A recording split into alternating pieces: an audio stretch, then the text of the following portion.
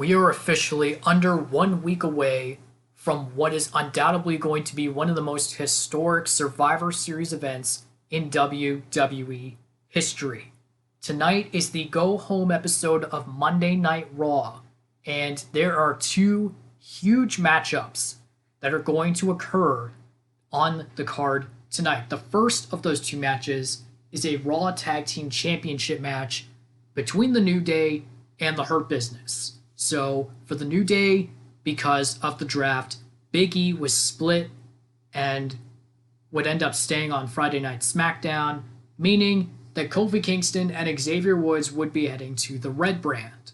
So Kofi and Xavier, respectively, will be defending the Raw Tag Team Championships, and they will be defending against Shelton Benjamin and Cedric Alexander, who are going to be representing the Hurt Business. The other matchup that's going to be happening tonight is a WWE Championship match. That's right, we are getting a world title match just 6 days out from Survivor Series. And it's going to be the Apex Predator, the Viper, Randy Orton, the 14-time world champion, tying the game Triple H for the second most world titles of all time.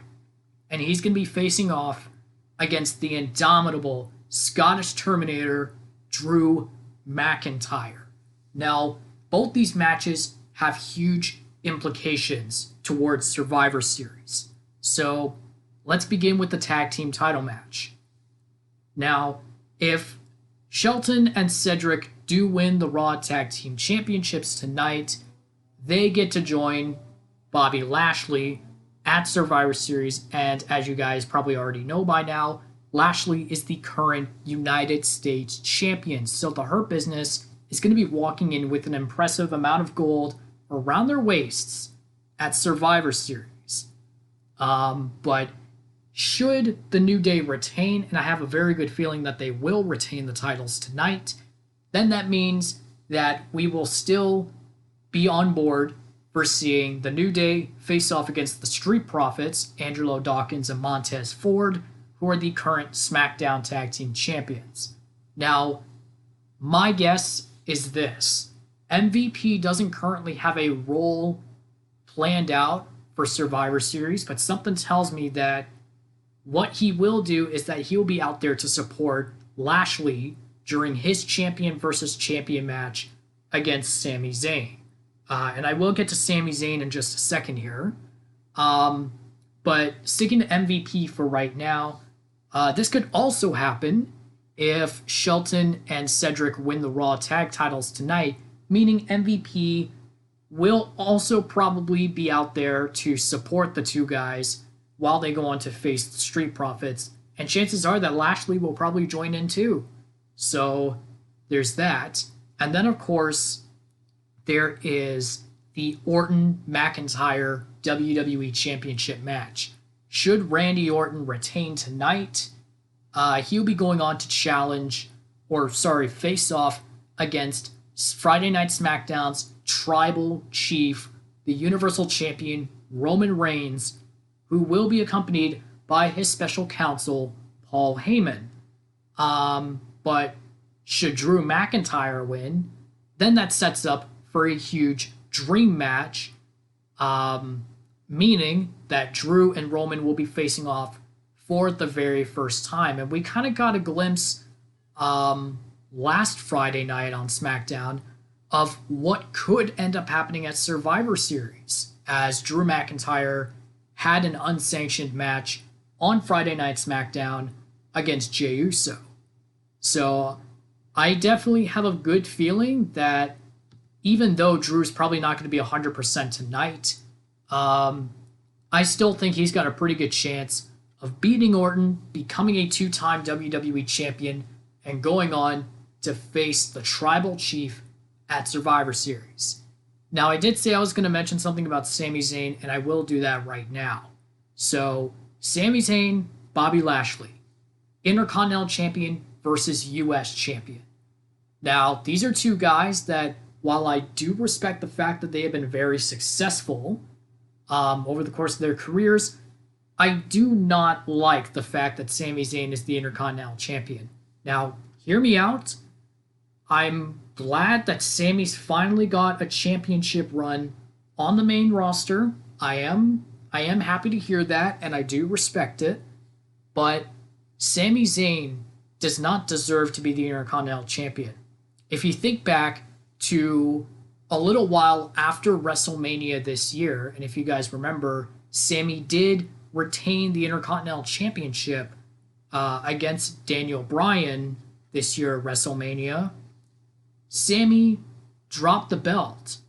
He relinquished the championship and was gone for a matter of months. And he says he never lost this championship. Well, I mean, he did lose the championship. He gave it up.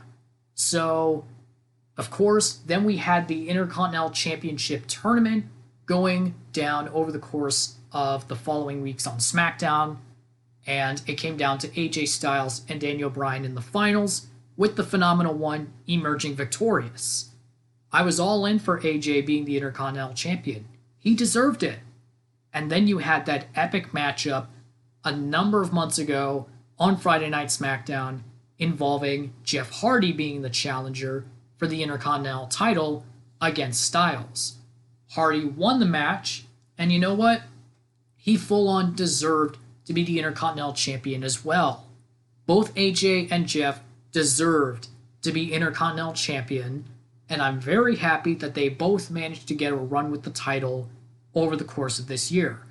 But ever since that triple threat ladder match for the title at Clash of Champions Gold Rush a couple months ago, which I will admit was still a really, really awesome match. I actually enjoyed it, but of course we all know the finish. Sami Zayn won the championship, and I don't think he's a very good fit for the title, especially considering how much he's been complaining over the past number of weeks.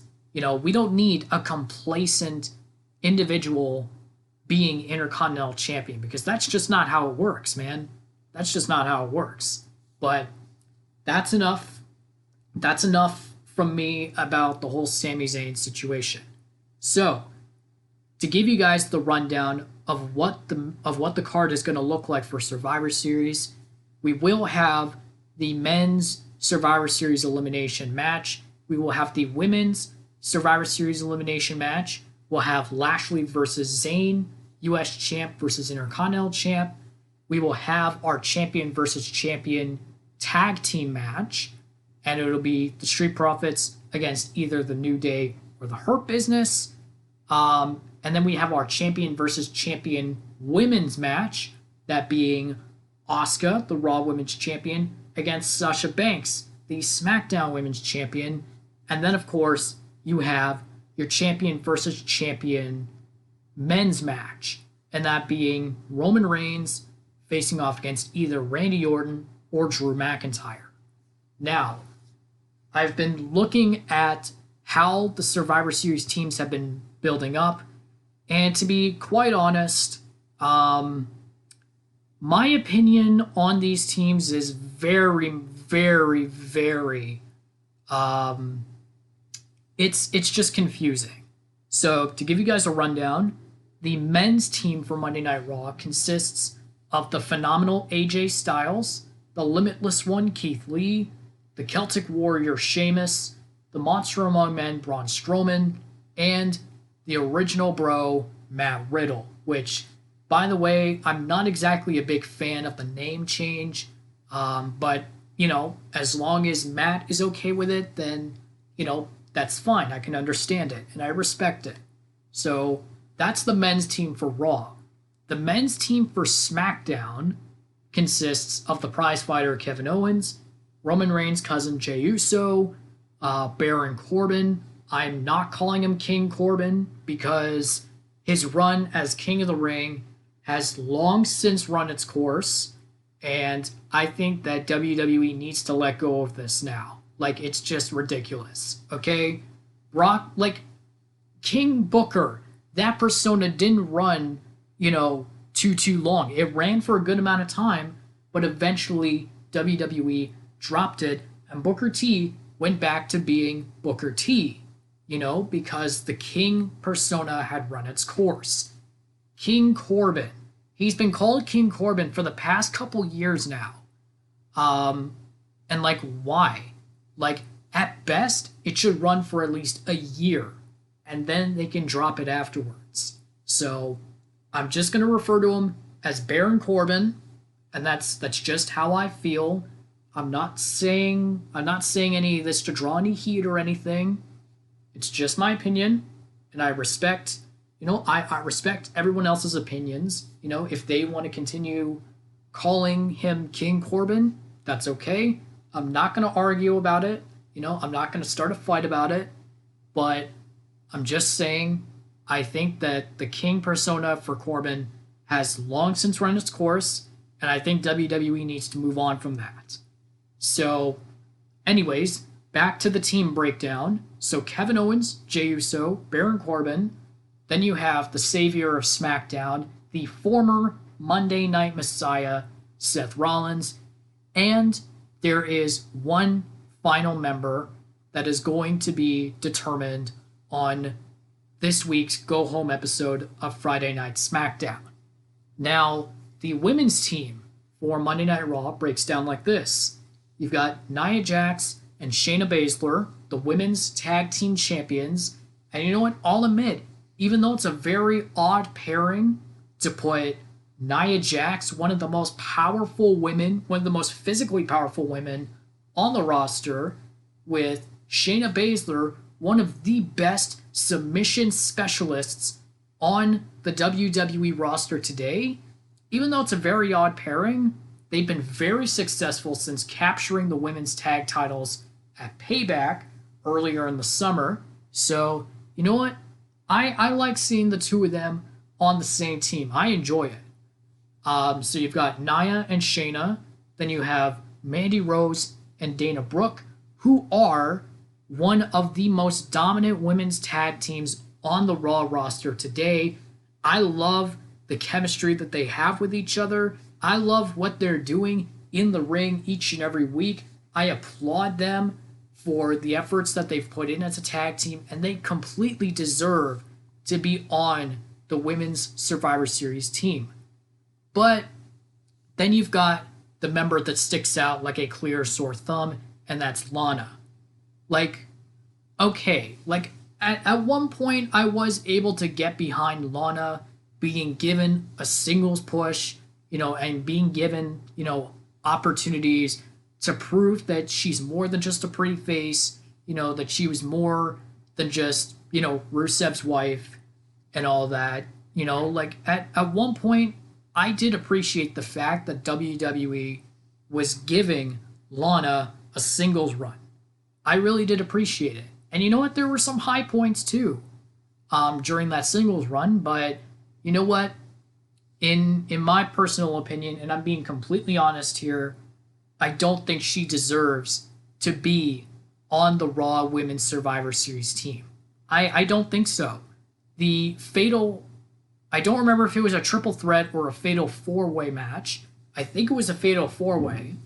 And it was to see who would qualify for the final spot on the Women's Survivor Series team. And Lana won. She won, but it was like it was an accidental victory. Like, I don't know what was going on, but I have a feeling that she wasn't supposed to be the one to win the match. Personally, I would have preferred, maybe Nikki Cross or like Lacey Evans, for crying out loud. I think one, Nikki Cross would have made a pretty good addition to the Raw Women's Survivor Series team. And two, I also think that Lacey Evans would have been a huge addition to this team. And actually, as a matter of fact, I think I probably would have gone for Lacey Evans more over Nikki Cross. But yeah, like I don't see how this is going to work out, because while both Survivor Series teams for Raw have been having a lot of issues lately, at least Team Raw seems a little more, at least the men's Raw team seems a little more under control, whereas with the women's Raw team, Lana is just constantly getting punished and punished and punished. And you know what? I think that's the way to go. It's an unpopular opinion, I can imagine, but I think that's the right thing to do.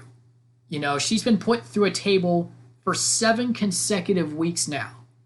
And, you know, with all due respect to Lana, you know, and the efforts that she's put in to, you know, make a name for herself, the way things are going right now for her, I just don't think she's a good fit for the team. I just don't think so. Like, Nikki Cross, Lacey Evans, Peyton Royce, like they would have been really good additions to the team. And I don't know. I can't get behind the fact that Lana is going to be a member of Team Raw going into this Sunday. I just can't really, I can't. But anyways, enough about that. The women's team for Friday Night SmackDown breaks down like this. You've got Bianca Belair, the EST of WWE, and, quite frankly, the EST of Friday Night SmackDown. I freaking love Bianca Belair. She's been on a freaking tear ever since coming up to the main roster, and even down in NXT, she was on a tear. I freaking love this girl, and I'm so glad that she's on Team SmackDown. We also got the Riot Squad. Ruby Riott qualified a couple weeks ago, and Liv Morgan qualified last week. So I'm really happy to see, you know, that this women's Survivor Series team for SmackDown is coming together so well. And there are 2 more members to the team that have yet to be determined and will also be determined on the Go Home episode of SmackDown this Friday. Now, honestly, with regards to who could make the final spots, let's look at Team SmackDown first for the men's side. For the men's side, there are still a number of different superstars that could actually make the final spot for the men's SmackDown roster. Like, in my opinion, I think it could be, it could honestly be anybody. It could be maybe Shinsuke Nakamura. It could be Robert Roode.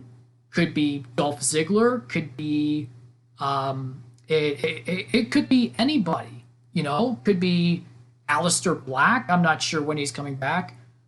Could be Chad Gable. Could be Daniel Bryan. Hell, for all I know, it could be Rey Mysterio or even Dominic Mysterio.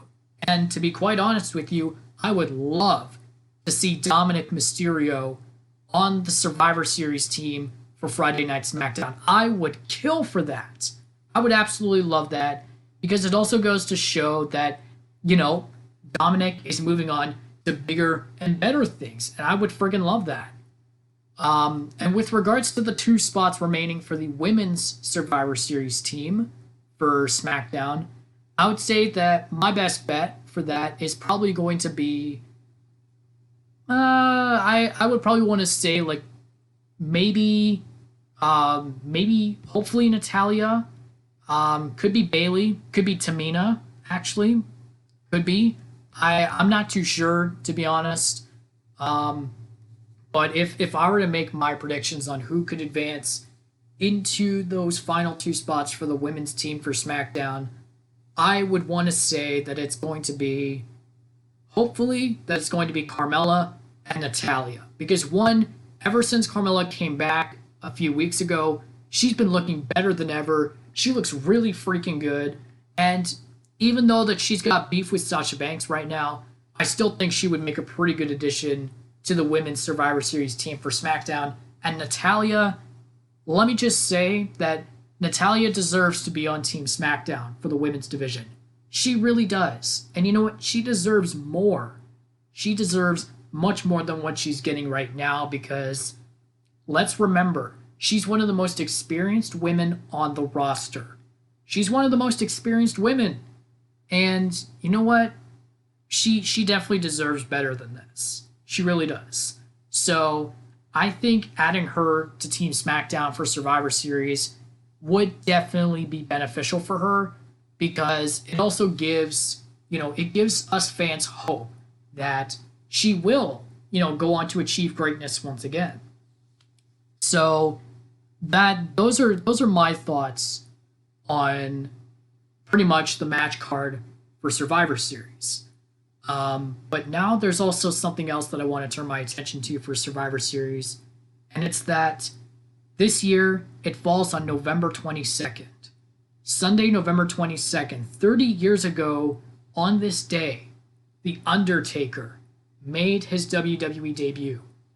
And in 6 days, his career is going to come full circle. He's going to be bidding his final farewell to WWE. And you know what? I really do wish that Survivor Series was held with a live audience. I really do wish that that were the case. And that probably would have been the case had it not been for the COVID-19 pandemic. But because of the pandemic, it will be held before a virtual audience inside the WWE Thunderdome, which, by the way, is a really freaking cool thing. I freaking love the Thunderdome. I absolutely do. I was shocked when I got to see it for the first time on Monday Night Raw, and then on Friday Night SmackDown. I love this thing, and I think it was such a good idea to bring in something like this. I really do. So it's going to be very interesting to see what things are going to be like for the Undertaker in particular. But I mean, holy crap, 30 years, man. Where's the time gone? Hell, I'm not even 30. I'm 20 for crying out loud. But just like, holy crap, 30 years. That is one hell of a legacy. And you know what?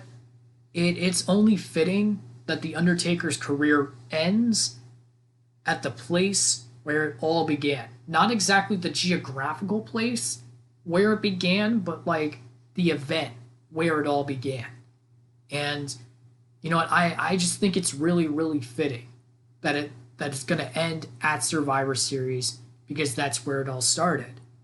And you know what? I have to say, like, The Undertaker has had such an amazing year this year. He was able to get in one last rivalry. He had that surprise appearance in Saudi Arabia for Super Showdown. He won the Tuwaiq Trophy Gauntlet match.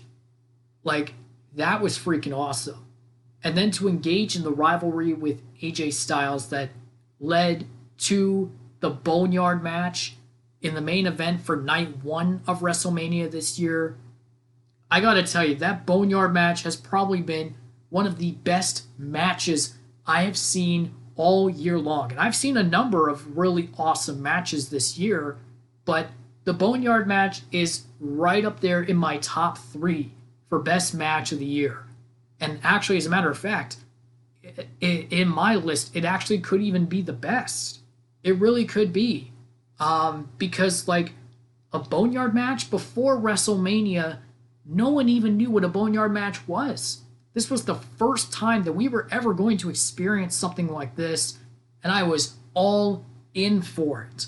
I really was. And then to find out that this was basically a buried alive match that took place in a graveyard, a buried alive match that's not being held inside a confinement, like inside a stadium like it usually is, or an arena or whatever.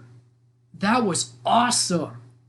I think that was absolutely spectacular that, creative was able to come up with this.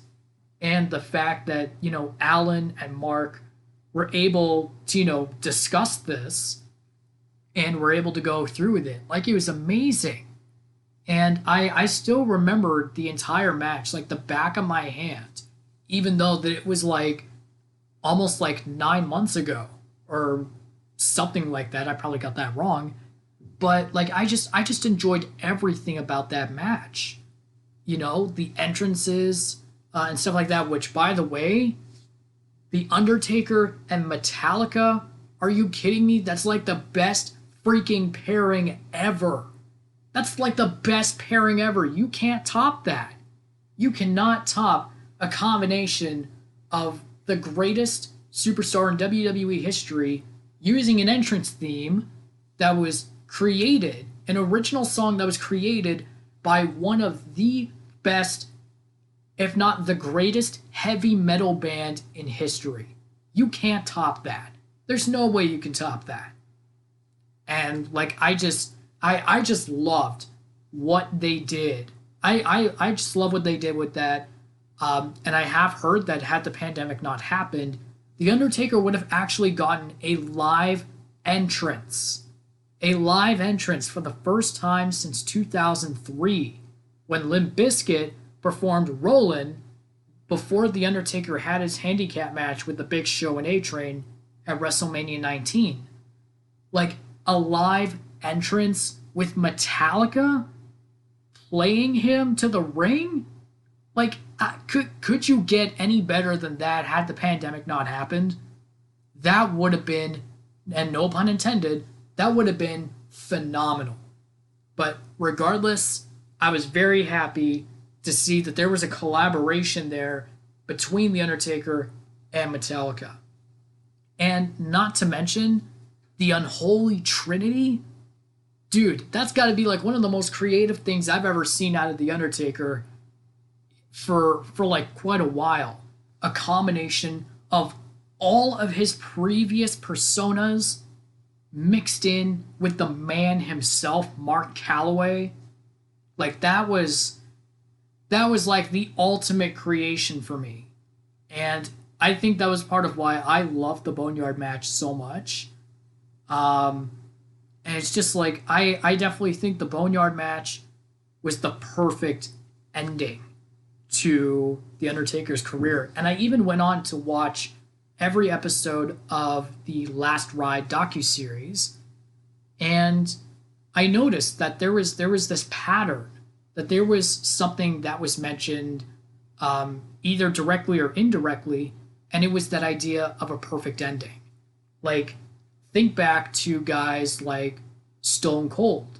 Stone Cold never got his perfect ending because of neck injuries and whatnot. And he lost the match at WrestleMania 19 to The Rock. So, like, that's not exactly the best way to go out for your career. So there's that. But then you also look at those who did have a perfect ending. Look at the Nature Boy, Ric Flair. He got to have one final match on the grandest stage of them all with Shawn Michaels. The Heartbreak Kid, the showstopper, the main event, the icon, Mr. WrestleMania. And the Nature Boy got to have one last match on the biggest stage in the world. And you know what? That was the perfect send-off for Ric Flair. One more match against one of the greatest of all time. And then you look at HBK. 2 years later, after retiring Ric Flair, he faces The Undertaker in the career versus streak match at WrestleMania 26. And it was clear as day, in The Undertaker's words, if you beat me, you end the streak. But if I beat you, your career is over. And you know what? Their matchup at WrestleMania 26 was absolutely spectacular. It really was. This match was crazy in the best way possible. And I will be honest, it doesn't necessarily top the clash they had at the 25th anniversary of WrestleMania 1 year before, but it was still an amazing match regardless. And you know what? I would have to say that was probably the perfect ending for Shawn's career. Now, if only there was a way to erase the confrontation at Crown Jewel 2 years ago. Granted, I loved the idea of having D-Generation X and the Brothers of Destruction face off for the very first time, but like I will agree with everybody, this is the kind of matchup that should have taken place during the Attitude Era. Like maybe during 1997, maybe? Well, maybe not 1997, because Kane didn't debut until October of that year. But like maybe in 1998. That would have worked perfectly in 1998. except for, if we had Shawn Michaels back following WrestleMania, because he did, go away to heal up for about 4 years, came back in 2002. But nonetheless, like DX versus the Brothers of Destruction at Crown Jewel, like that, I will never think of that as the final match for Shawn Michaels. I will always think of WrestleMania 26 as the final match for Shawn Michaels. And that right there, clear as day, the perfect ending. And so, like, I felt it. I felt it through Mark when he said that he just wasn't satisfied with what happened at WrestleMania 33 against Roman Reigns in the No Holds Barred match. Like, that's not the way you want to end your career. And as a result, that's pretty much how we got the match against Cena at WrestleMania 34 the next year and went on from there. And, like, just overall, the Boneyard match was the perfect ending to The Undertaker's career. And you know what? If The Undertaker does come back, if he does come back, like, I wouldn't be opposed to that.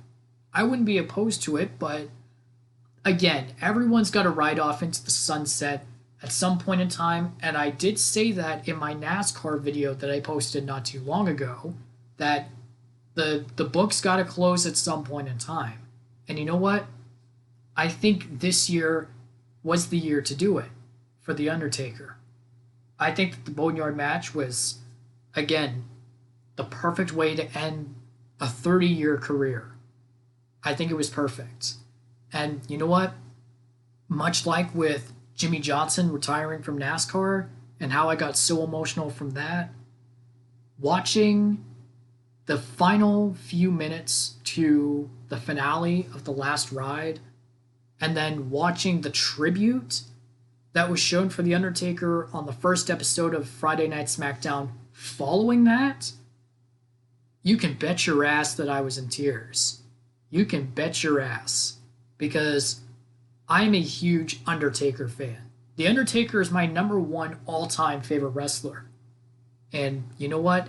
Having been able to watch The Undertaker compete over the course of the past couple of years, like, it's been amazing. I still get chills and I still get goosebumps every time I go back and I watch some of his greatest matches ever. And you know what? I was even lucky enough to get to meet the man. I was even lucky enough to get to meet The Undertaker in person. But that's a story I'm going to leave for another video. But regardless, like, I can't think of a better send-off for The Undertaker than to have it all end where it all began. The exception would be that I would prefer if there were fans there at Survivor Series this year. But again, the COVID-19 pandemic has us all in lockdown. Restrictions haven't really been eased yet for WWE with regards to letting fans come back. I know they kind of did it already with NXT and how they're doing things inside the Capitol Wrestling Center. But, like, regardless of all of that, and I know I'm kind of repeating stuff here, so I apologize, but I just think that overall, this is going to be one of the most emotional Survivor Series events ever. And it's because of the fact that we're saying goodbye to a legend, an icon, a cornerstone in this business, having been able to compete against the likes of Hulk Hogan and Jake the Snake Roberts and Bret the Hitman Hart and Stone Cold Steve Austin, The Rock, Triple H, Kurt Angle, like all kinds of guys. Like, it's been one hell of a ride for The Undertaker, and to be quite honest, I also said this in my NASCAR video that I posted, but there were times where I thought about a WWE without The Undertaker. And to think that that's actually going to happen now, again, it's going to take a while for it to sink in for me, and I will make a video about my thoughts on that, as well as my thoughts on the entire event itself. I will probably be doing that video probably like maybe Monday or Tuesday. It's going to be sometime next week, that's for sure. But this is definitely going to be one of the most interesting and historical Survivor Series events in WWE history. And given everything that's going to be going on, I'm definitely looking forward to it. So I guess this is pretty much where this video is going to end. Again, I will be making a video following Survivor Series with regards to my thoughts on the event, my thoughts on The Undertaker's final farewell. And yeah, guess I'll see you all in the next video.